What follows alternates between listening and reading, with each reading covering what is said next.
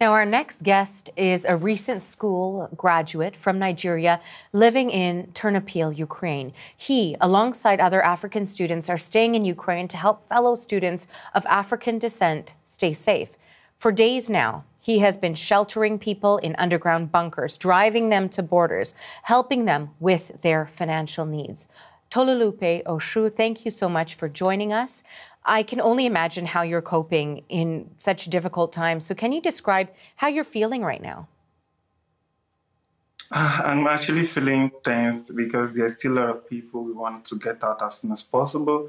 And I made an update today regarding people stuck in Sumi. And lately this evening, we checked on how we can get them out. We were able to find some transportation means. But immediately I uploaded it, I think there are lots of people who started booking tickets, and right now the tickets are off right now. So I think we still need to do something and evacuate a lot of people from Sumi. Sumi have more than 200, 500 Africans who are stuck there, and the roads to Sumi are really blocked, whereas we are unable to access them in order to evacuate them to safety. You know, you mentioned that there's tickets that have been booked. Are you talking about train tickets to get people outside of Ukraine? No, it's not outside of Ukraine. We need to get them out from the war zone. If you are able to live in Lviv or you are here in Ternopil, we are able to offer you transportation to the border. So what are the main challenges that you're seeing right now as you are trying to help these people get out of that war zone? The main challenges are because I myself, and with a friend who has been a driver, has been the one who started this movement. So we only had a saloon car, and we are able to move 4 people to the border at once. Due to the crowd at the border, we are unable to move to do 2 trips at once. So we are only moving 4 people in a day. So we really need mobility. So in order to get as much as possible out before those Russians get here in the West. You know, your personal story, you had actually gotten to the border, from what I understand, and you were going to leave Ukraine, and then you turned back. What happened?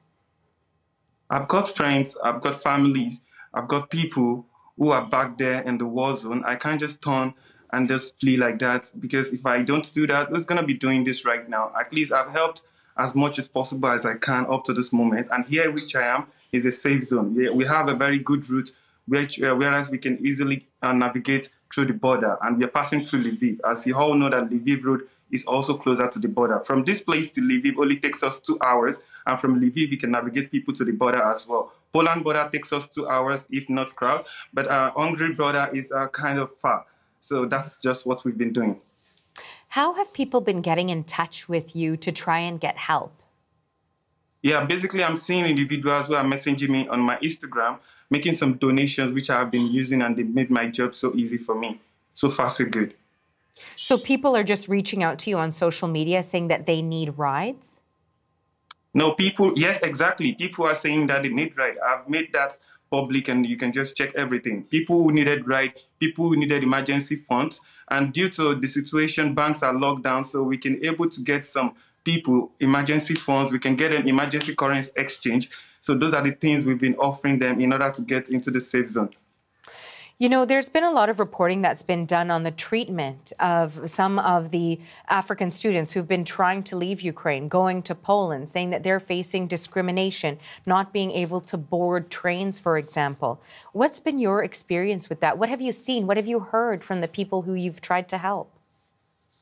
You see, in this situation whereby they want to get into the train, we've got more than 3,000 people who are on the queue to get into one single train.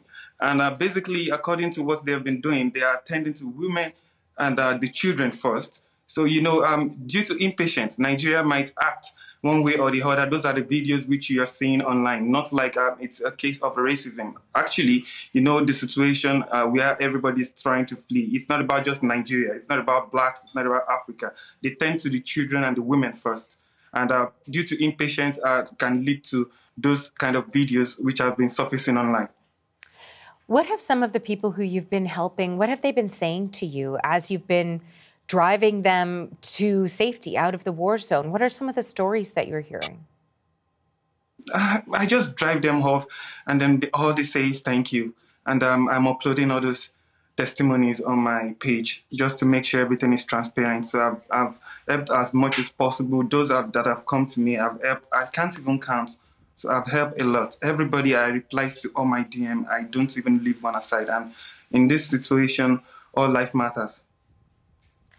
And for you, how long do you think you'll keep doing this?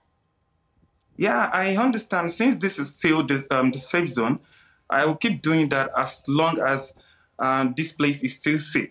So I can just get as much people out as I can. And when they are getting closer, anybody that is around me, we can evacuate immediately. But I just keep getting those information to make sure those people are out.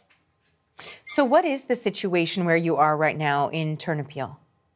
How is it there? Where I'm now, they are just sounding the warning bell in order for us to seek shelter. And then we have to switch off the light of our whole building to secure, there might be drones flying at night. So they shouldn't be seeing reflection if at all you are in the building at night. And those are the things, and those are the sound you're hearing, that they're sounding the warning for us. As just you can see, I've been blindfolding my window just now. I've blindfolded them in order for them not to actually see the reflection from outside. So you're in a bunker right now. Is there anyone else with you? Yeah, there are people here with me. I'm at home right now, and they're actually eating presently. So if you want to see them, it's just 1 second, and they'll start coming, and you can talk to them if you want.